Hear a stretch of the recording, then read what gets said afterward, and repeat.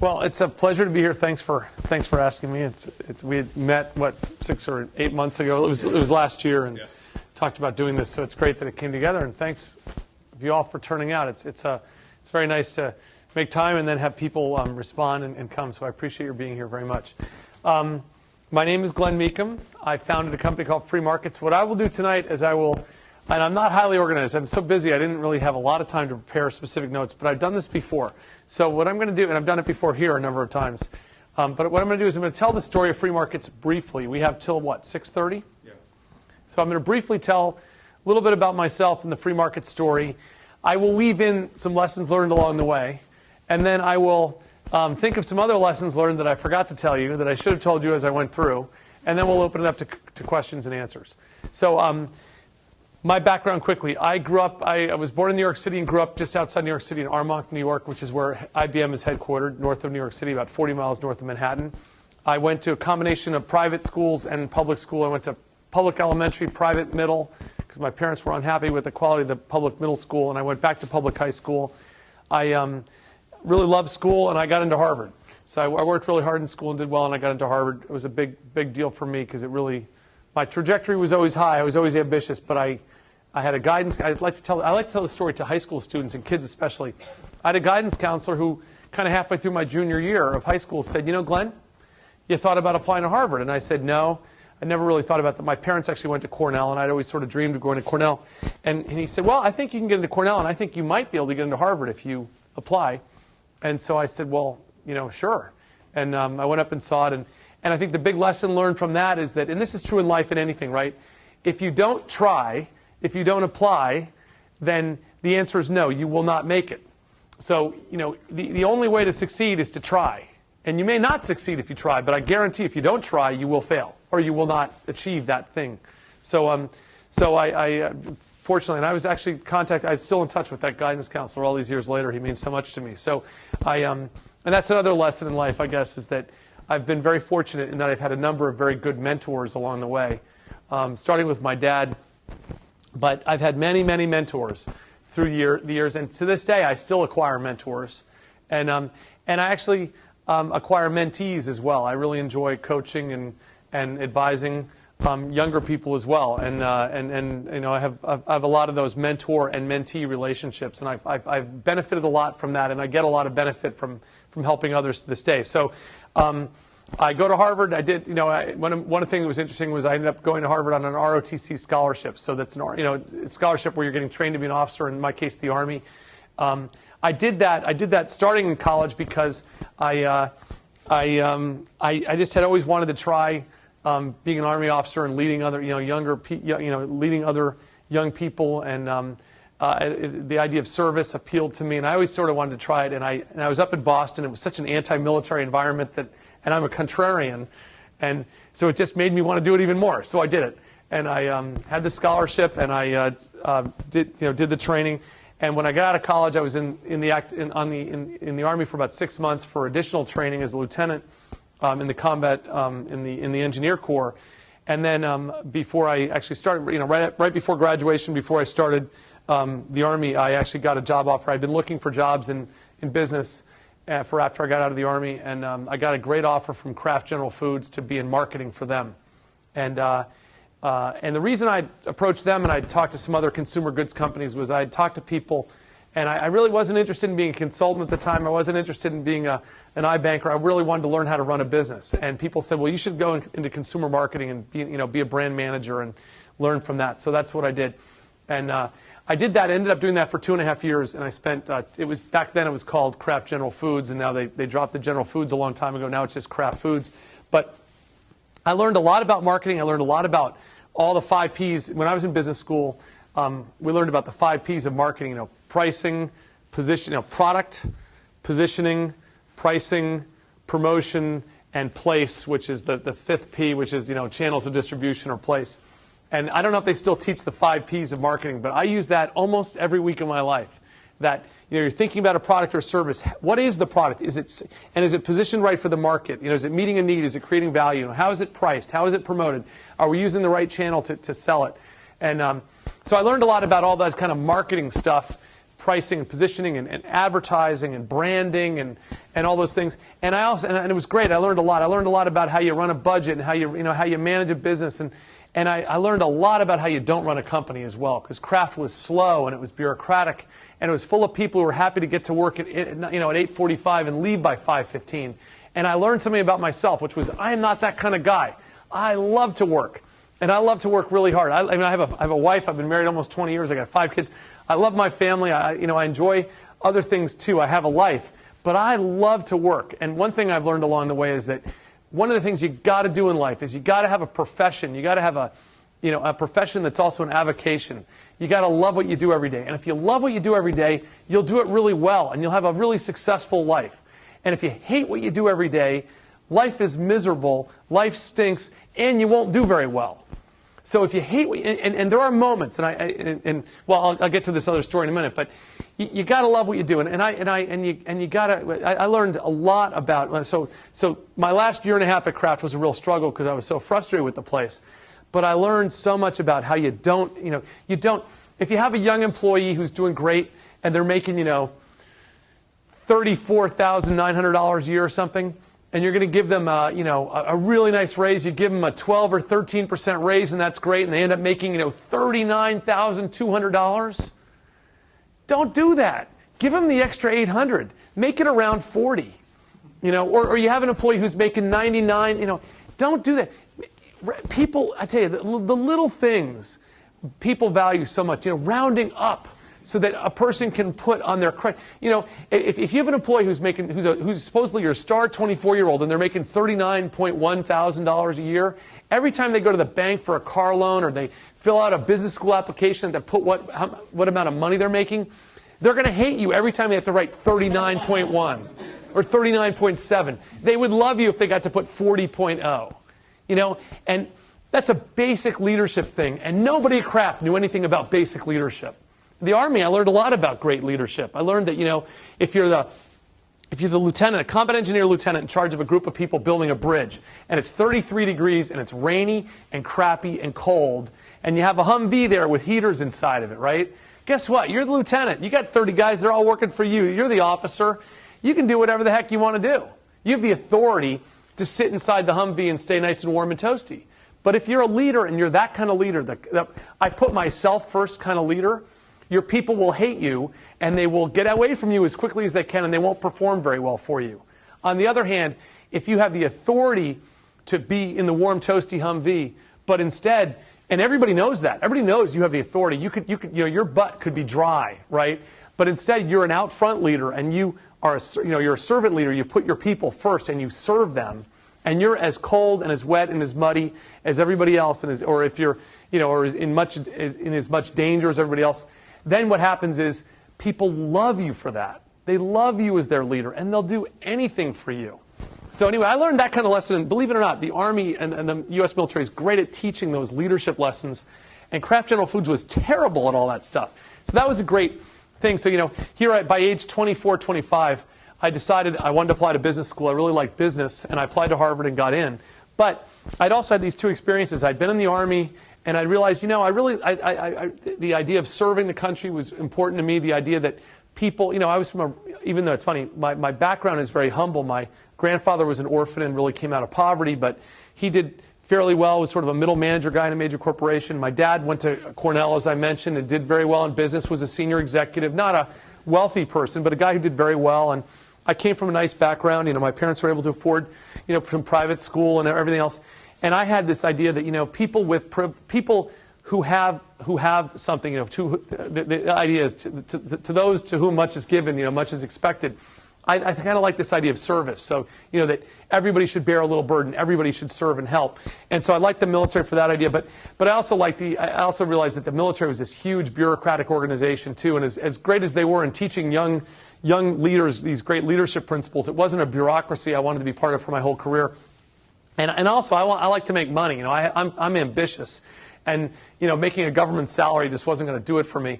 So I learned all that. And then I go to Kraft, and I realized I learned all this stuff about marketing, and I learned, a lot of things. But I learned a lot about how not to run an organization, how not to lead, and how not to motivate people. And I decided, I also learned that your career isn't just dependent upon how well you do. It's about what industry you're in.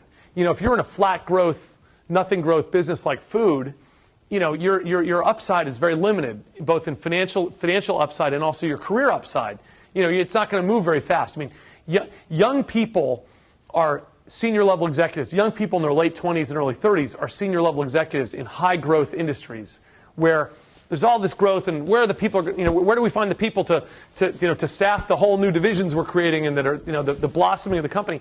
In a slow growth business, all the senior executives are in their 50s because it's everybody waits in line bureaucratically for their turn, right? It's just, that's the nature of things. You'll find that in every growth and every stasis situation. So I kind of got some insight into that, and I go to business school, and I'll say I met my wife when I was at Kraft. That was another good thing about Kraft. But so I get married, I go to business school, and I was in your shoes. And I'm a big proponent of business school. I think MBA programs are great. Harvard was great. Tepper is great.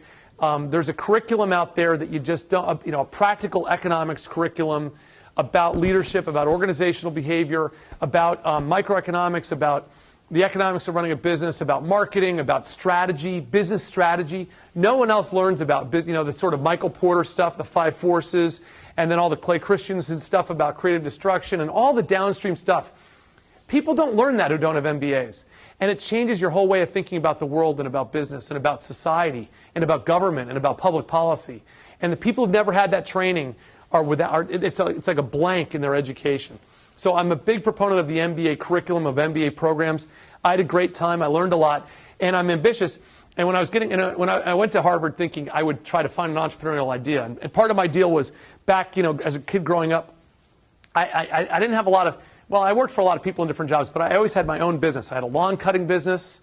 It's funny. There's a number of people from maybe either background Indian or natives of India in the room. I've done quite a bit of business in India. I love India, and in fact, I'm going to India in 3 weeks because I have a business I own that's over there and stuff. But I sometimes talk to groups in India, and when I tell people in India that I used to cut lawns and I had a little lawn mowing business and I trimmed the edges of the walkways and raked and did all that stuff, they're shocked. They're absolutely floored that I would have been cutting lawns. But I think that's actually the mobility in our society and in the U.S. society, and the idea that young people do manual labor, and not all young people do, but I think that's a very good thing. So anyway, that's an aside, but people are always shocked in India when I tell that. But I had a lawn cutting business, and then in college, I did my military training like half the summer, 6 or 8 weeks, and I'd always had that 4 or 5 weeks left over, and I learned to paint along the way. So I had a painting business, and I'd hire a bunch of kids to come paint for me, and we'd do 4 or 5 houses in the summer, and I'd make money that way. So I always liked having a business. And when I was at Harvard Business School, I said, I'm going to use this opportunity to find a business to start. And I just couldn't do it. I was so busy with the curriculum and then interviewing for jobs, and I had a lot of ideas, but I could not find a compelling idea. So I followed I followed the career advice I got from people and a theory that started to emerge, which was my career plan, which was this, that I would pursue a name brand career. Here I already had it. I'd gone to Harvard undergrad. Great name. I'd been at, an Army officer. I'd been at Kraft. That was a unique combination.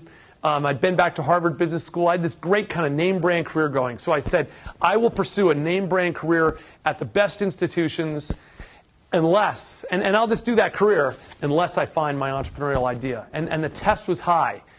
For me to jump ship and leave kind of the big name career and the kind of compensation stuff behind, it was going to have to be a good idea. So I interviewed a bunch of things. I got a job with McKinsey, and I went to consulting. And this was important too. I went to consulting because all the really smart people I knew were either the really, really aggressive people who were willing to work really hard and were really smart, at that era anyway, back, this is 1991, 1992, were willing to go, were going either to consulting or investment banking. And the people who were paying the most money were consulting or investment banking. So I said, well, that's for me. Having been in a position, in a place with a lot of people working 40 hours a week and happy to make a lot less money, I knew that wasn't my environment. So I went to McKinsey, but I didn't go to investment banking because I still had this idea I wanted to learn how to run a business. And I thought, gee, consulting would be great. It'd be a great way to see a lot of different businesses, see how they're run, learn a lot, and gain some skills. So I did that. Also, I guess I should mention that during business school, the Gulf War broke out, the first Gulf War, and I volunteered and I went back on active duty and was served in the first Gulf War for 6 months, and that was a very interesting experience. But I got done with that. I came back, I finished business school, and then I joined McKinsey, and then I met McKinsey, and this is another interesting lesson. So my first project at McKinsey, and I decided I'd been a summer associate at McKinsey in New York, but my wife is from Kentucky. And she was big on the idea that, hey, we need to get out of the Northeast and try something different. You need, Glenn, you've lived in New York and you've lived in Boston, and New York and Boston. You need to get out and try something else. So I said, that's a good idea. So I got this offer to go to McKinsey in Houston, which I took. And I think there's a great entrepreneurial lesson. In order to see ideas, you need to go out and see new places and do new things. And there's a lot of people in the room who are from different places. I see some Americans. I see some people from around. I'm hypothesizing. And I'm thinking that, and I think you'd agree that you see new things and you learn so much from being in a different culture, even within your own country, a different area of the country with different people, different, accents, different words, different ideas, different industries. Industries cluster around different places. So Houston is a lot of energy. New York is a lot of finance and advertising, media, and consumer products. Obviously California is a lot. Southern California, a lot of media, movies. So industries cluster, and by living somewhere else, you get to work in different industries and see different things. So I went to McKinsey in Houston. My first study ended up being this sort of telecom-related strategy study, just the kind of thing you'd think McKinsey would go and do. A big high-level strategy for a major corporation down there. My second study was like not what you'd think. It was a purchasing and materials management study project for a major utility. So it was like the most unglamorous thing any McKinsey team ever does. Literally going in trying to cut the cost of purchasing, of supply for a utility. And it was just it didn't sound very sexy, but the people who were on it were very good. And so I was like, okay, sure, I'll do that. And plus, I had no choice because I was only a first-year associate, and it was so. But I did this thing, and the group of people I worked with, there were like 3 or 4 people from McKinsey on my team, and we were kind of spread across this whole company, leading multiple client teams to try to attack different parts of their cost structure, and it sounded very unglamorous, but it was interesting because I really got into it, and I was leading teams trying to reduce the cost of the wire purchases, and trying to reduce the cost of poles, and trying to reduce the cost of transformers, both in terms of lowering inventories, increasing cycle, increasing inventory turns, also finding alternative suppliers, finding better ways to engineer the product, finding ways to lower the cost in all across the board, and also water treatment chemicals. And it turns out that every time you got a power plant, you got a whole bunch of water you're turning into steam, and the water source is different at every plant. So the way you have to treat the water and keep it from scaling and doing all these bad things is different in every place. And it turns out that my client, which was Houston Lighting and Power, had like a different vendor for each of the 11 different plants had a different vendor. And we were able to basically take that spend, we were able to analyze it, come up with the data on all these different plants, assemble that data into one place, in one database, and then we're able to go out to the different vendors, the water treatment vendors, and it was both chemicals and service they provided, and we're able to negotiate a package deal where one vendor got the whole shooting match. And we were able to consolidate the spend and able to save, I forget the exact numbers, but it was sort of like a $12 million a year spend for the company, and we were able to save something like $4 million run rate per year. And the reason I go into detail, this was a mind-blowing experience for me, because here I'd been at Kraft, where the revenues are flat, the business doesn't do much every year, and suddenly, by looking at water treatment chemicals, one commodity at a utility, we just put $4 million a year on the bottom line. The value creation was like we'd created, if you took their PE multiple, it was like we'd created $50 or $60 million in value in like an 8-week project. And this was a mind-blowing experience. And so I got very interested in purchasing and materials management, in supply management. And I ended up doing I did a lot of other work, but I ended up doing a couple of different projects that were related to this. And then when I was at clients, even when it wasn't a purchasing or supply-related project, I'd kind of suggest, hey, have you looked at your purchasing and supply management? I bet we can find some savings there, and try to add some additional value. That's another lesson, I think, is that 2 lessons out of that story is, one is that if you want to create value in your career and you want to be valuable and be successful, always find ways to create incremental value for your boss, for your company, for your client. Always find incremental ways to add value. Another thing is, it's the old lesson you probably have already learned here or learned in college, which is that it oftentimes isn't the course, it's the professor, right? You know, a lot of times the best things, the best educational experiences, you know, I never would have thought, you know, purchasing and materials management for a utility in Texas in the summer was going to be a great experience. And yet it sort of changed my life because the people I was working with were great and I had an open mind and I went into it, you know, full force. So anyway, you know, for the next 2.5 years, I play around with this whole idea of purchasing and materials management. I decided to leave McKinsey. The lifestyle was a little rough on me. Plus, I'm not a, as you can tell, I'm not a quiet, retiring, behind the curtain, advising the guy in front of the camera sort of guy. I'm sort of an out front kind of guy. And the whole idea of being this quiet advisor in the background just didn't suit my personality very well. So I decided not to stay at McKinsey, but I let them know McKinsey's great. It was a great experience. I learned so much. And one thing they're great on exits. I told them I was leaving, and they said, okay, great, you know, do these less important projects while you look. And I spent 3 or 4 months looking, and I was again determined to find a business to start. And I thought about this whole purchasing thing. Could I do a purchasing consulting business? And I just couldn't quite pull it together. And I looked at for-profit education at the time. And this is 1994. Couldn't quite pull it together. But at the same time, I'm doing a job search. Again, the same strategy. I'm going to look for entrepreneurial opportunities. I'm an entrepreneurial guy, but I'm also going to pursue my big name brand career. So I did that. I got this great offer from GE. And GE appealed, and basically they hired me into this thing called corporate business development. I don't know what they call it now, but it was an internal consulting group. Whole idea is we're going to hire people out of consulting firms who've been there, you know, 2, 3, 4 years, had a successful run at a consulting firm, who got both the analytical horsepower, et cetera, but also have leadership potential. We're going to bring them in. They're going to do internal consulting projects until they find a role a line management role, and then within 12 to 24 months, they're going to go run some part of the business. And GE has a lot of businesses to run. So that appealed to me. The kind of people were my kind of people. They were dynamic. They were really willing to work very hard and long, and they paid a lot of money. And I'm sort of a capitalist at heart. I think that, you know, hey, you want to managing your own career. You want to pay attention and actually managing entrepreneurial ideas too, or managing a business. You need to pay attention to who's paying you the most, because they're the people who value you the most, and you should go with that. So I went to GE, and I was there about 2 weeks. And of course, this internal consulting group had a group focused on M&A. It had a group focused on plant operations improvements. It had a group focused on pricing and marketing issues. And then it had like 2 guys working on purchasing, because nobody likes purchasing. Purchasing is this off-Broadway, unpopular, you know, thing in the back of the corporation. And I said, you know, I'm going to work on purchasing, because they said, what do you want to work on? I said, I'll do purchasing, because I think I can help you save a lot of money and create a lot of value for the company.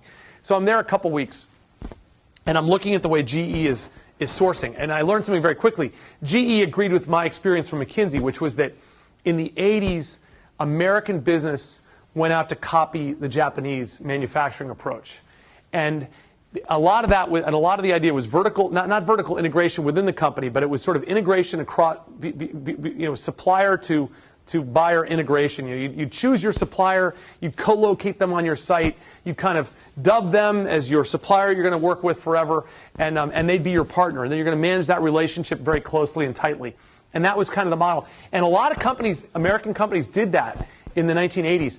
And by 1991, 92, 93, what was apparent is that when you tell somebody, you're my guy, you're the supplier we're going to deal with, you know, we're going to integrate, we're going to do all this stuff, we're going to set you up. When you do that, guess what happens? What happens when you do that? The price goes up, because they say, well, they can't change anymore. So the barriers to the barriers to new competition are great. And the switching costs are great because of all this integration work. And now, you know, we're going to, hey, every year it's not going to be a 3% increase, it's going to be a 6% increase, and it's certainly not going to be a decrease. And actually, right before I arrived in 94, GE had just finished this whole big analysis where they realized that their end prices to consumers were actually getting crunched down by about 1% a year, but their end prices paid to suppliers were going up 2% a year. And it was like sort of, at the time, it was like a $100 million a year problem, this scissors going in the wrong direction. So I got turned on to that whole problem, and I saw in my reading that, and talking to people around the company, that GE really had taken a move, had moved dramatically away from the whole concept of partnership and much more towards a concept of competitive sourcing. And Jack Welch used to call it 2+1. Always have 2 suppliers for a given major commodity item, with one in the wings you could bring in to keep price pressure on them. And the whole idea was, work closely. Have tight, logistical supply chains. Work on all those things, but also have the competitive element. And they were doing things, they were doing all these sort of exotic sort of negotiations and auctions and things with suppliers. So it was, they literally have 5 suppliers in a room for a given contract, and they'd make them bid against each other for it. And there were all these manual processes for creating this competition. And I had done some work at McKinsey on natural gas markets, where natural gas markets until the late 80s had been regulated, and suddenly in the early 90s became competitive. And this whole concept of new sorts of traded online markets, new sorts of traded markets in commodities that had previously not been commoditized, was something I'd been thinking a lot about. And this was related to my sourcing and supply management work. And also in 1994, I was reading a lot about the internet. And I had been aware of the internet for a few years, but I hadn't really learned that much about it. But I was learning about it. And I was actually in Erie, Pennsylvania at the diesel locomotive, the train engine factory for GE. And I'm meeting with this guy. His name was Bill Blair, who was quite the internet guy. And I was talking with him about sourcing and my approach to sourcing. And it just hit me that, wow, we could create online markets to source direct materials for major corporations, including GE. That whether it was machine parts or metal stampings or steel, component, whatever, or electronic components or plastic injection moldings, whatever it is, you look at most things are common. Most manufactured stuff are combinations of metals, plastics, electronics, packaging materials, and shipping. Look at a car, look at a computer, look at that table. There, and there's different side things. There's wood products. There's, but it's basically those sorts of things. And it was like, wow, we could create much more tradable, much more commoditized markets for a whole bunch of this stuff online. And that was the idea. And so what really crystallized that was we asked some people within GE Information Services in Northern Virginia to figure out whether we could do bidding across the TCP/IP network. This is before browsers or anything. But we asked them if they could create bidding. Could I have a supplier from India bid a number across the internet in real time? Could that happen? And they came back and they said, and then could we have another bid come in from somebody in Wichita, or another one come in from somebody in Hungary? They came back and said, not only can you do that, but because of the real-time nature of the speed of light, because the bids are going to hit a server, a central server, we can not only have the bids come in, but in basically with like a 2-second, even this time back in 1994, it was a thin package, with like a 2 or 3 second latency, we could have all the suppliers see the number. So the bid could come in, and everybody involved in the bid could see the number. And we could, in effect, create a real-time online auction, in this case, downward price. And I heard that this is like the 3rd week of June 1994, and I was like, the world is going to change. I mean, it was absolutely clear to me that this was a revolution. And so that was all I wanted to do from that point on. And it was funny, I went back, I made a presentation to my whole group. Here I am, the new guy, I've been there 2 months. I joined GE in May. It's like July 17th or something, 94. And the guy I was working for was Gary Reiner, who was the head of my group, subsequently became the CIO of GE, and he was a direct report to Jack Welch. And we were sort of a major part of Jack Welch's staff. So Jack wasn't in the room, but there's like these 40 people. I'm probably the youngest guy there. And I asked Gary if I could make a presentation. And I presented the idea. I called it GE Global Electronic Marketplace.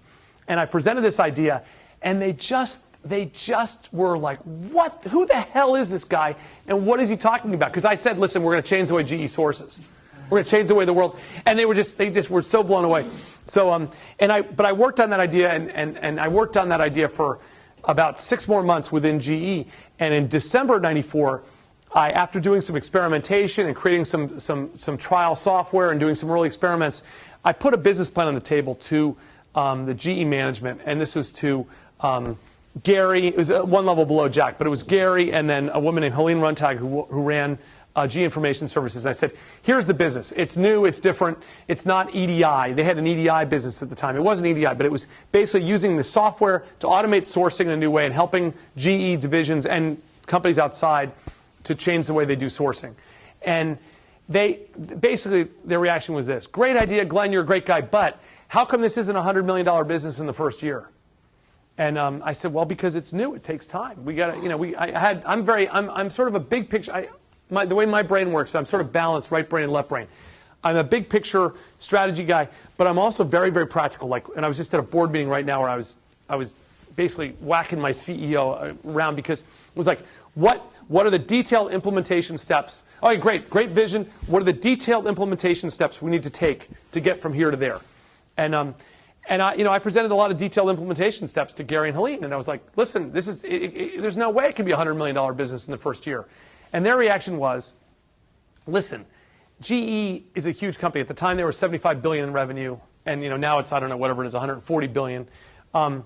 We really can't afford to be thinking about anything that's less than $100 million. If this could be a $100 million business in the first year, great. If it can't be, I'm not sure what to do with it. And maybe it should be some startup or something. And that's what Gary said. Now, Gary said that to me. He didn't know who he was talking to, though. He didn't realize that I had the guts to actually leave my cushy salary and my big job and go do something. So I thought about it for this was the few days before Christmas in '94. I thought about it for about 4 weeks. By the end of January, I had decided, and my wife was on board, that I was going to leave GE and start this company. I actually had my guaranteed bonus was paid like February 21st. So I resigned. That was like a Friday. So I resigned it was the President's Day weekend. So I resigned on Tuesday, February 24th, after I'd cashed the check. Totally ethical, but you got to do what you got to do. I had earned it. It was totally ethical, but hey, there are times. It's funny. I had burned about 2 bridges in my entire life, but sometimes a bridge needs to be burned. Sometimes you need to take the courageous move and go forward, even though you burn a bridge. There are moments in your life where you don't want to burn bridges. You want to build as many bridges as you can, maintain relationships throughout your career. You want to still be talking to your high school guidance counselor, the guy I mentioned. You want to have those. You want to have that network you build over your career and over your life, both for personal and professional reasons. That being said, there are key moments in your life where you will have decisions to make, and you will know that if I go down this path, I can never go back. And you know what? Sometimes you got to take those. So leaving GE was that kind of moment for me. They were not happy I left.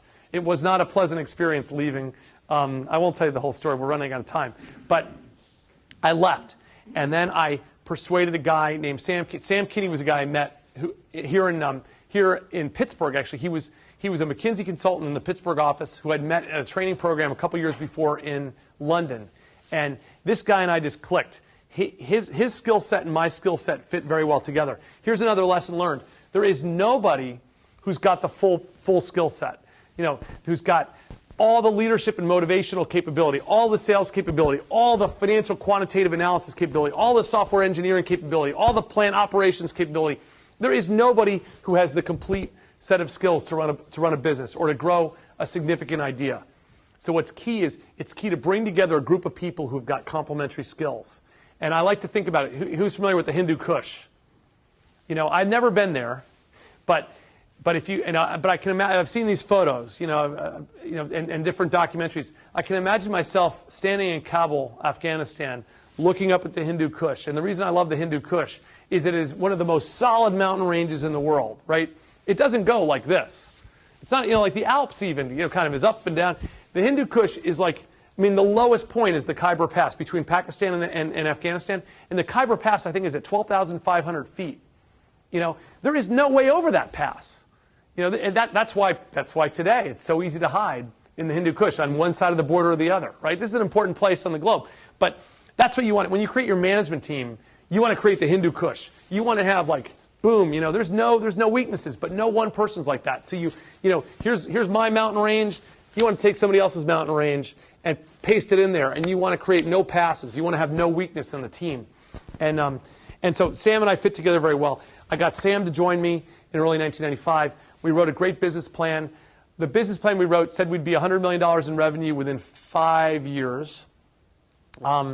It had it described the idea of this software that companies would use. That we actually were one of the original creators of the idea of SaaS, of software as a service over the internet. We didn't call it that, but that's what it was. We were basically providing the software so people could use it. Our original versions were client server, so they had to install stuff on their machine because we didn't have browsers yet.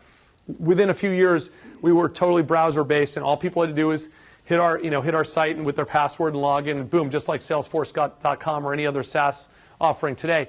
But we were providing the software over the internet. We were providing a bunch of services wrapped around it, like supplier research, like the kind of basically very targeted sort of consulting I'd done at McKinsey with helping people find suppliers, helping people identify the spend, helping people write better requests for quote. Over time, we automated more and more of that with our software. And we basically conceived of all that in the original business plan. And we put every penny we had, that $20,000 I'd gotten in the bonus, went into the business. We sold our house in Connecticut, moved to Pittsburgh. We moved to Pittsburgh because Sam was here. Sam didn't really want to move. And I kept coming to Pittsburgh and I kept liking it. I liked the medium, being a native of New York, I like the medium-sized city. I like the fact that I could get around. I like the airport. Back then it was a hub, it was expensive, but I could fly everywhere direct. I liked the Carnegie Mellon tie because and I'm very involved with Carnegie Mellon today. I'm a trustee of the university. I've been a trustee for about 4 years now. I'm very involved with the university because this is a key asset for the city. But for me at the time, Carnegie Mellon was one of the key early internet centers. There were people here who understood the internet and understood how to develop websites and understood how to develop software that would work in our kind of environment. So the combination of CMU and the technical talent here, the airport, the kind of the tax is high, but the overall cost of rent and people lower, and the image. I was going to be going out to these kind of not forward-thinking industrial purchasing sites, and I was going to be selling the idea of the internet and selling the idea of this new way of sourcing. And I thought the Pittsburgh brand around industry was a really good brand for us. I thought it was a good thing to have on our business card. So my wife and I moved here. We sold the house. Every penny of equity went into the business. Sam put a lot of money in the business. My dad invested. My uncle invested. His dad invested. This is how you come up with the first round of angel money. And when you do that, when you go to investors and look at me and say, listen, every penny I have is in this business, and my dad's money is in it, and my uncle and my partner, they're like, okay, I can throw $50K into this. They're willing to take a risk with you too if you're compelling and the idea is compelling. And so we raised about $1 million that first year, just angel type money. I made a lot of mistakes in the early financing. I gave away way too much. Should have had a much higher valuation. I could go on and on about some of those lessons. I also made one of the classic mistakes that Bill Gates made the same mistake I made, which is that I had, in addition to Sam, I had a third, in quotes, co-founder. Wonderful guy, still a friend, haven't burned the bridge. Very, very fine guy. And he had been kind of an internal client of mine at GE, but I never should have brought him in as a founder. And worse than that, I never should have had his equity be vested. I'd heard that VCs often would make founders vest their shares. Sam and I had both heard that and read that, and we resented that idea. We're like, we started the company, we put all our money in, we're taking all this risk. We'll be darned to have some VC or some investor tell us that we have to vest our equity. But guess what? And I tell now as a VC myself, I tell founders of companies this every week. I tell people this: please trust me.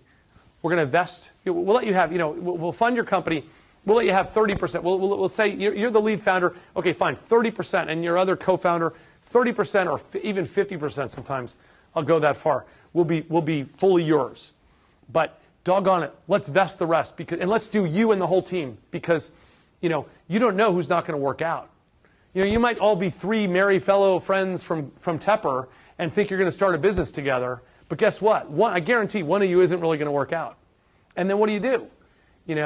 It's just not fair that this person who didn't work out for whatever reason gets to own a big chunk of the company when they're not there creating the value. And if they're not there and that's a handicap in the way the company really getting somewhere because there's a person with a lot of big chunk of equity who's not there working hard every day and the company fails, well, that's a bad thing. Or worse yet, if the company does really well and they get a free ride, that's terrible. I mean, the fact of the matter, no insult to Paul Allen, but the fact of the matter is Paul Allen does not deserve to be a 10 or 20 billionaire. He doesn't. He left Microsoft in like 1977 or 76. I've never met Paul Allen. I'm sure he's a lovely guy, but it's just true. He got a free ride. So even Bill Gates made this mistake.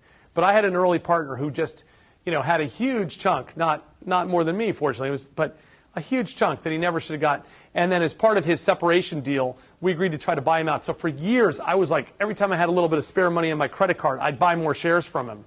And, it was just it was a painful thing. So that's like one big lesson learned is always the founding team of a company.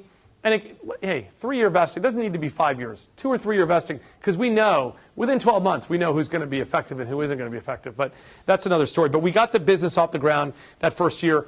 1995 was fun. We made some mistakes in the equity, which we didn't appreciate yet at the time. But we raised some money. We built a team. We got some space in downtown Pittsburgh. We built our initial versions of software. We had very aggressive deadlines on ourselves, and we hit them. By November 1st, I founded the business in late February, early March of 95. By November 1st, we had pilot software working, and we were serving a pilot customer. So it was great. We did $16,000 of revenue in 95.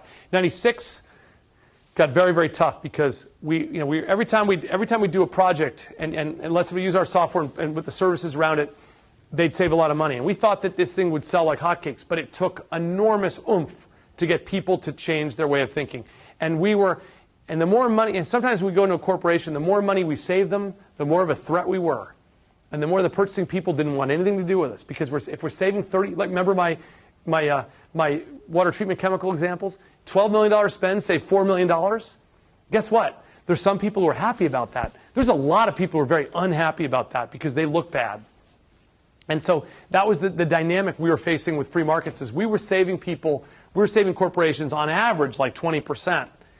So every $10 million of spend we work on, we save $2 million a year in run rate savings. So our benefit to the corporations and our ROI was incredibly high, but the buyers were very, very uncomfortable with us. So we had to find a way to position ourselves, back to the P's, to be kind of friends to buyers, to make the buyers a hero. The other thing is we had another P problem. We had a pricing problem because although our first business plan was a great vision of what the service was. So the product part, the 5 Ps, the product part, we described the product, the software, and the service that went with it very, very well. And we were really spot on in terms of the market need. We didn't have this problem of how to overcome the buyer resistance and positioning figured out. We also priced it wrong. We thought we would get almost no money at all from the buyer, but we'd get commission revenues. So like if a supplier won business through us, that they won a $2 million contract, we thought we could get them to pay us like 2%. And that would be a lot of money, and they'd pay us that over the years as they were supplying the parts. That theoretically was a great idea. And this is what, if you ever read the FreeMarkets case, we only did the first case. We never did a follow-through on it because we gave away way too much competitive intelligence in that is why we never did a follow-up case. But there were companies created based on our case who became competitors. But now it's all history, so it doesn't matter. But that's really it's not clear in that case. It's a little bit nebulous. But really, the business issue at the end is that one of the 5 Ps is wrong. This whole supplier, and if you look at the table at the last page, and you really dig into that chart, you kind of see that our actual yield rate on these commissions was very, very low. And also, not only was the yield rate low because suppliers would refuse to pay us or would delay paying us, but this was a great excuse for the buyers to resist us because the low-level buyer who actually had the metal component contract with the supplier and who knows the supplier really well, the suppliers would call them up and say, these FreeMarkets guys are awful. They're making me pay them this revenue. How can you do this? Blah, blah, blah, blah, blah. And it was really easy for that change-resistant buyer to say no. And so we had to fix that. And actually, in the wake of that case, in early 1996, getting this positioning right, the internet was so new, the fact that we had the pricing wrong, it was really tough. We just really, really struggled in 1996 to get people to buy our service. We actually got to about, we actually did 400,000 of revenue on 16,000 the year before on top of that. So we were, I'm very commercial and we were very driven and determined. So we made some sales and we made some progress. But our expenses that year were like $2.5 million. To pay for the team and the software development and everything else. And it was a very, very tough time. 1997, the first half of 97 was very, very tough because, again, we hadn't really gotten any major ongoing deals. A lot of pilots, a lot of little things. We'd started to raise our pilot pricing, but but we hadn't solved either the positioning problem or the price or the bigger pricing problem. And then we lost a deal with Procter & Gamble, and that was right around the time of the case. The case is set in like January 97. We lost a deal with Procter & Gamble. Procter & Gamble told us point blank, after one pilot, they said, we don't like this pricing model, we're not going to do it. And we said, well, that's our pricing model, sorry. And I learned something very fundamental about business. I thought, kind of from an MBA point of view, that, gee, you should stick with your guns, you should educate the market. If you change your pricing with one customer, you trash the market, you can trash the whole market and lower your whole price structure for everybody. I had kind of all these MBA sort of ideas. And what I learned is that the world, I went back to a craft concept I learned, which is that the world is so huge and there's so much noise out there. You're a new company starting up, nobody even knows you exist. And if you stop working every day, 3 months later, you'll poof and you'll vanish away. No one will ever know you did exist. And what does that mean? That means you can be really aggressive with experimenting with your pricing. You can try one price this month, one pricing structure, one pricing level, and if it doesn't work, you can change it next month. And 2 months later, no one will know. So we learned, and it's funny with P&G. P&G walked away from us like in January, February of 97. We never got them back. The whole history of FreeMarkets, all the way to 04, I never got P&G back. Never. I guess we'd come across as arrogant, as not listening, and we never got them back. So anyway, that summer 1997, we got a deal. We got interest from GM. GM heard about us, General Motors, and they said the same thing, that they want to do a pilot program with us, and they heard about our pricing. They said, listen, we're not going to do that. We're not going to let you get commission from our suppliers on our volume. And we said, fine. I stepped in as, we said, fine. We're going to do it your way. Here, pay us, And we actually had very, very aggressive pricing. We charged them a lot of money. But after that experience, we flipped the model. We went to buyer-paid pricing only. So the buyers now are paying us, and we were flexible. Some buyers wanted to pay us based on the software usage. Fine. That was the SaaS model we were developing. We let them pay. Some people wanted to pay us for the software usage plus the FTEs, the people we had, working on the project. We never charge, hourly or anything like that. But we would put together a package where we would say, okay, fine. To do all this sourcing work we've defined, we're going to have these 8 equivalents. It might be 12 different people, with split skills, but 8 equivalents, and we'll charge you this amount. Here you can kind of estimate the margin, but they were happy to pay us a 40 or 50% gross margin on that. Plus our software margin was higher. And those deals were great. If we're getting $1 million contract way back then, that was great.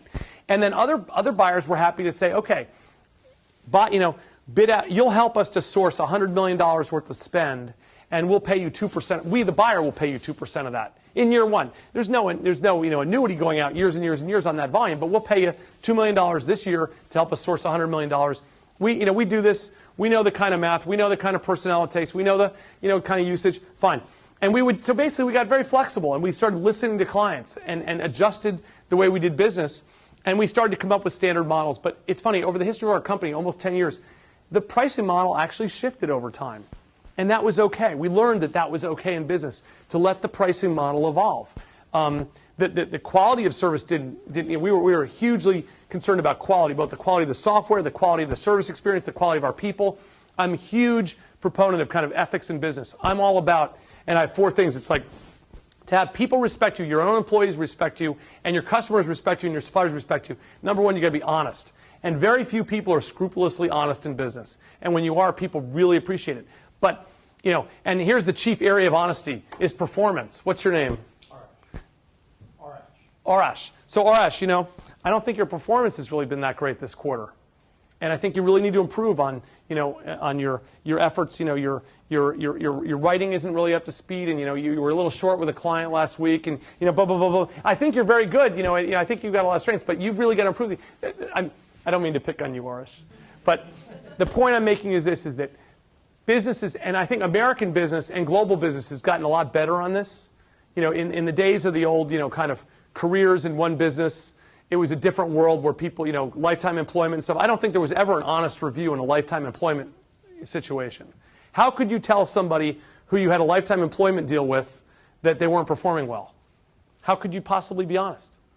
So I think it's improved a lot. That being said, we systematically don't give people honest feedback, especially when it's negative feedback or when it's developmental feedback. So in order to be honest, you got to be very courageous. You know, it's hard to hear a negative message about your performance. It's almost harder to deliver it. It takes, you got to like swallow hard. You know, the night before you're like losing sleep and, oh, tomorrow I got to drag myself to work and I got to give this performance review. But you know what? The first time you do it, it's really hard. The second time, it's easier. It's like the first time you fire somebody, it's really hard. The second time, it gets easier.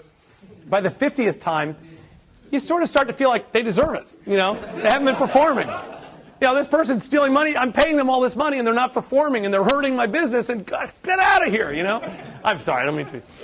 I know I'm on film, but that's true. You actually start to feel like that. You know, hey, if you're not performing, you're hurting our business. You're hurting. Hey, there's people who have.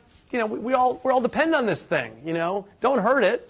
But you have to be honest. You have to be courageous to be honest. But you have to be gracious. There's a way to be a jerk about the way you deliver tough news, and there's a way to be gracious about it. So I'm big on honesty, courage, and gracious. And this is true in business. It's true in a marriage. If you have bad news to deliver and you deliver it in a harsh way, the first thing people do is this. And they don't want to listen to a thing you say, and they're not going to hear. But if you're gracious in your delivery and you're sensitive and you put yourself in the other person's shoes a little bit, then you can actually maybe get through. Now, I will tell you this. The people who get fired, and remember this, the people who get fired in business are people who don't have good self-awareness. If you're self-aware and you get negative feedback or developmental feedback, and you hear that from your boss, you're going to respect it and listen. Now, maybe they're wrong, but if you hear it from 2 people or 3 people, I mean, I have had employees who will get feedback, you know, 360-degree feedback from 6 different people that this is a problem and still deny it. And you know what happens to a person like that? They have to go.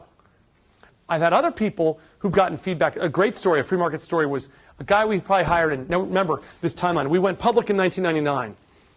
So 95, founded the company, 16,000 in revenue. 96, tough year, 400,000 in revenue. 97, first half of the year, very, very tough. Almost ran out of cash in the first half of the year because of the bad pricing model. And also we had an equity deal tied to that pricing model, which made it even worse. I won't go into the detail on that. There's not time.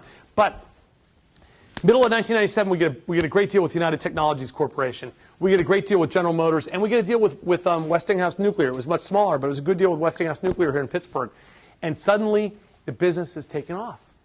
And then late in the year, you know, we were still getting shut down. There's a famous story. Emerson Electric later became a great client, but we had a meeting. I got a meeting with them, and they literally threw me out. Another story. In early 1997, I got invited to a purchasing managers conference out in Arizona, at a resort out there at the Camelback Inn in Arizona, and it was like I forget the exact name of it. It was a head of, you know, it was an organization of the heads of purchasing, and I literally presented. I did a demo where I replayed an actual live downward price auction with, you know, suppliers bidding from around the world for a contract for, I think it was a UTC contract I was showing, and I literally got thrown out. I was escorted out of the room. They didn't kick me out of the room physically, but I was supposed to stay overnight. I was invited to a dinner there with them and everything else. And fortunately, they threw me out at 11:30 a.m. And I was able to go right to the front desk and cancel my reservation for that night. So I saved that $500 and got on the plane and came home. But you know, it was very, very tough in the beginning. But in 1997, the business really took off. We did $1.8 million of revenue that year. In 1998, we did $7.8 million of revenue and had a profitable year. So once we got the pricing model right, and we started to learn how to approach not the CEO, not the CFO, not the low-level buyer, but we started to learn to approach that VP of sourcing, the guys who threw me out. The good news is 2/3 of them were throwing me out, but there was a third who actually were interested. And we were able to approach those people, and they started to say, wow, this is a way for me to be a hero. And that was our way in. We didn't want to go to the CEO and have the CEO call and tell the VP of purchasing to use us. We wanted the VP of purchasing to call the CEO and say, hey, listen, I found this great innovative way to source, and I'm behind it. And that's what we did. And Emerson Electric, even though they threw me out of a meeting in early 1997, by 1999 they started to become a big client. Emerson Electric's still a major client for Ariba today. But bottom line is we went public in 1999, or you know, we started. By 1998 the business is really strong, business is growing, and then the internet bubble starts. You know, eBay goes public, And suddenly, instead of these low valuations, we suddenly have a very high valuation. We did 2 venture rounds, a C and a D round in 1999. And we filed to go public in September 99, and then we went public in December 1999. I think it was December 9th or 10th, 1999. Went public at our D round had been at a $675 million pre-money valuation on $20 million of revenue that we did that year. We IPO'd. We actually priced it at $48 a share. The range when we filed our S1 was $14 to $16, kind of like that $675 million level. We actually went public at 48. We kept pricing in during the roadshow, and that was at about a $2 billion market cap. And then within that day, we opened trading at 250, and we closed the first day of trading at 279. Within 3 weeks, we're trading at like $350 a share, which was a $13 billion market cap. I was worth like 1.6 or 1.7 billion on paper, with $20 million of revenue. And that's when I learned another lesson, which is that, it doesn't matter how good you think your barriers to entry are, et cetera, et cetera, et cetera. If you have, a $13 billion market cap and 20 million of revenue, everybody in the world is going to come try to compete with you and take some of that pie. So we went public, and it was, it was interesting because in March of 2000, of course, the business is booming. We've raised over $200 million between the C and D round and the IPO, like $230 million total. We're investing that money in huge software development.